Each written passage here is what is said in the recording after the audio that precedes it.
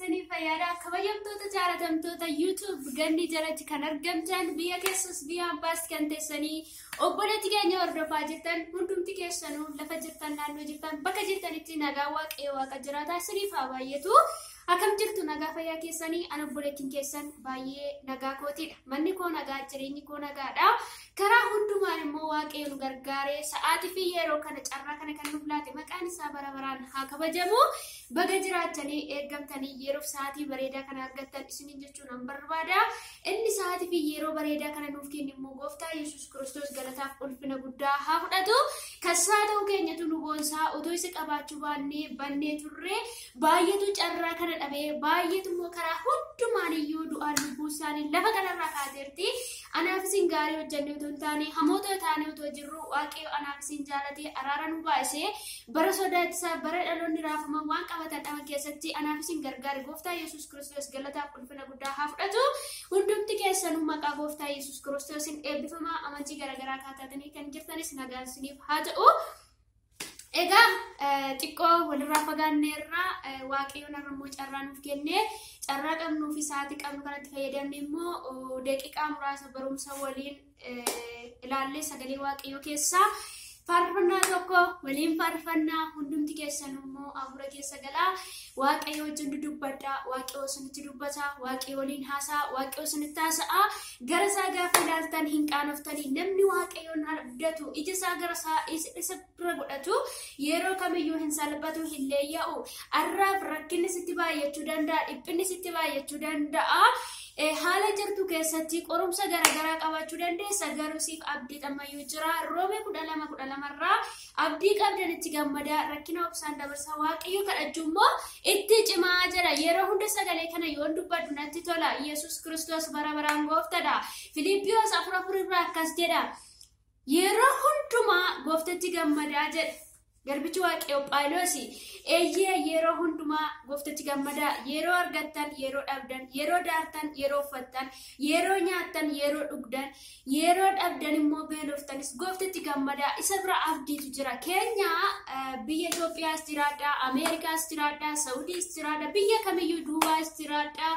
Ingilizis jiraadha biyyum kam keessa yoo jiraate si biyyi lafaa darabaadha biyya lafaa irratti qorumsuma qofaadha malee gammachuun hin jiru arra yoo gammadde borin gadditaa akkasiidha biyyi lafaa burreedha jechuudha.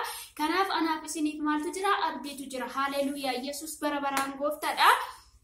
Wanti baay'een akkaati waaqayyoon waaqessiniif akkaati waaqayyoon tajaajilleef akkaati yeroo kee qabnitee waaqayyoon galateeffanneef miidiyaa garaagaraa irratti yeroo kee akka dabarsituu fi wantoonni baay'een eebba kee qabuudhaaf karaa adda addaatiin hafuuronni adda addaa siin mormuu danda'u achi keessatti immoo jabaattee yoo kadhatte waaqayyo si gargaara. Ana sin gargaara jechuudha. Gooftaan galataaf ulfina guddaa haa fudhatu. Mee har'a immoo barumsa lammaffaa cubbuun maalidha? Cubbuun maali? Namni baay'anii ani cubbuu hojjedhee hin jiru jedha. Namni baay'anii ani qulqulluudhaaf hin jedhan lakki qulqulluu anaaf si otoo hin taane qulqulluun Yesuus Kiristoos qofaadha. Hundi keenya yakkaa oolle cubbuun waliin caalu cubbuun tokkumaadha jechuudha. Kanatas kan sobees kan ajjeeses kan hawwees kamiyyuu cubbuun fuula namaa duratti xiqqaa guddaa haa ta'u malee fuula waaqayyoo duratti cubbuun kamiyyuu tokko jechuudha. Namni fakkeenyaaf otoo dubartiin tokko karaa deemtu dhiirri tokko ilaalee akkam bareeddii maal jedhee hawwu inni kun ijje jechuudha. Dirqama deemtuu jinciistee ijjite qofa otoo hin taane cubbuun xiqqaa guddaa hin qabu cubbuun hawwuudhaan yaada garaa keenyatiin otoo namni kun kan koo ta'ee jiraate wantoota baay'ee jechuu dandeenya uffannaa namaa ilaallee hawwuu dandeenya inni kun fuula waaqayyoo duratti cubbuudha. Kanaaf akka cubburraa adda baanee jiraannu waaqayyo nu haa gargaaru. Mee yaadannoo qabadde keessaa iddoo tokko dubbisnee isiniif hin dubbisaa cubbuun maali kan jedhu irratti sagalee waaqayyoo keessaa iddoo tokko isiniif hin kennaa isin immoo hin dubbifattu jechuudha. Galanni Yesuus Kiristoosidhaaf haa ta'u. Kufaatii namaa duraa waa'ee cubbuu kanaa nu barsiisa jechuudha. Sagaleen waaqayyoo cubbuun maali kan jedhuu fi cubbuun waaqayyoo fuulduratti yakka garaagaraa abboommi 10 abboommi san gaafa cabsinu hin hatinaa hin sobinaa hin ijjinaa baay'ee jira ka isoota sanaa eeguu baannee yoo tokko cabsine fuula waaqayyoo duratti cubbuudha jechuudha. Kanaaf immoo garbichi waaqayyoo Daawit akkas jedhe ani si yakkeera ani suma duwwaa yakke yaa waaqayyo nacharaarami jedhe arra politiko yaa waaqayyo ani suma duwwaa yakke nacharaarami jechaa kan jirtu waaqayyo sittaraarama ati fuula gara waaqayyotti deeffadhu laphee cabaadhaan gara waaqayyo ilaali malee waaqayyo sittini araarama ameen Yesuus gooftadha yeroo hundumaa araara qabeessa waaqayyo kanaaf garbichi waaqayyo Daawiti yeroo hundumaa waaqayyoon araaraan kadhata seera uumamaa boqonnaa 2:17 irraa dubbifadha akkasuma seera uumamaa boqonnaa 3 jaarraa dubbifadha macaafa Daani'el boqonnaa 9 lakkoofsa 5 dubbifadha tokko Yohaannis boqonnaa 3:4 irraa dubbifadha yeroo ani qandee fi xirsisniif hin kenna isin immoo keessa galtanii yoo dubbifattan sirriitti adda baafatu itti jiraattu waan keessa jirtan of ilaaltu jechuudha sagalee waaqayyo Daawitiidha ati fakkeenyaaf qaama kee ilaaluu yoo barbaadde waan qaama kee irra jiru ilaaluu yoo barbaadde Daawiti barbaadde deemta sagalee waaqayyo gaafa sitti dubbatu immoo eessan jira maal hojjechaan jira maal keessan jira jettee keessatti of ilaalta jechuudha lubbuun yeroo hundumaa sagalee waaqayyo keessatti of ilaaltu jireenya qabdi rakkinni yoo achi dhufe cimsitee dhaabbatti jabaachee dhaabbatti haalli raasuu hin danda'u kanaaf yeroo hundumaayyuu sagalee waaqayyo keessatti of ilaaluun anaaf isiniif haa ta'u gooftaan isin haa eebbisu jechuun an barbaada seera malee jiraachuun cubbuudha seera malee gadhiisitti jiraachuun fakkeenyaaf amma iddoo aarsaa dhaabbannee lallabaa raajaa farfachaa haleluuyaa jechaa lafa dhidhiitaa ollee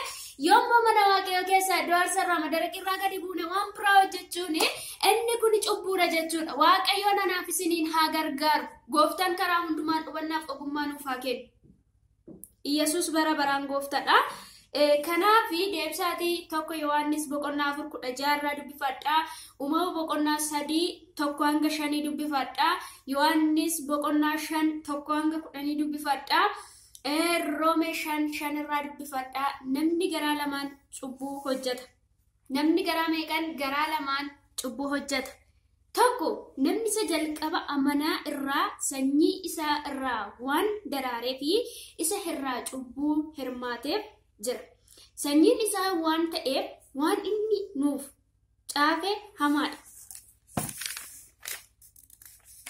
lama ofii keenya cubbuu hojjenna ofii keenya maal goona cubbuu hojjenna kanaafidha jechuudha Roomee 5:12 Galaatiyaas boqonnaa 5:17-21 yoo dubbifattan in argattu jechuudha daqiiqaan harka deemaa waan jiruuf yoo waaqayyo nu gargaare yeroo biraa cubbuun akkamitti jalqabe kan jedhu waliin ilaalla ammaaf isuma kana irratti dhaaba gooftaan isin haa eebbisu eebbifamaa ayyaanni waaqayyo lafa jirtanitti isiniif haa baay'atu haala kam keessa rakkina keessa dhukkuba dhiphina adda addaa kan qabdan maqaa gooftaa Yesuus Kiristoosiin dhiphina keessaa ba'a harki waaqayyo ariifatee isiniif haa dhaqu maatii keessaniif kan dhiphattan yaaddoo adda addaa kan qabdan maqaa gooftaa Yesuus Kiristoosiin hiikamaadha waa karaa hundumaan waaqayyo sana gargar eebba waaqam lafarraa eebbifamaa eebba Daani'el eebba Abrahaam eebba Isaaq hundumaa waaqayyo sana eebbisu amantii kam keessa iyyuu jiraadha eebbifamaa maqaa Yesuusiin baay'een isin jaaladha baay'een isin kabaja gooftaan hunduma keenya nu haa gargaaru dhaaltu mootummaa isaatiin kan waaqayyoon gaarummaa isaatiin araara isaatiin nu wajjiniin haa ta'u jechuun an barbaada mata dureen guyyaan irraa cubbuun maali cubbuun fuula waaqayyo duratti maali yoo goone akkamitti yoo deddeebine waaqayyo wajjin walii gala akkamitti yoo kadhanne waaqayyo dhageenya kan jedhu sirriitti as keessaa macaafa qulqulluudhaaf dubbattan afur qulqulluun isiniif hiika kan argattu jedhee yaada namni ogummaadhaan kadhatu kadhata beeku daqiiqaa 5 yoo kadhatte waaqayyo gaafii kee ni deebisa jechuudha galanni Yesuus haa ta'u mee faarfannaa tokko waliin faarfannaa isumaan booda nan xumura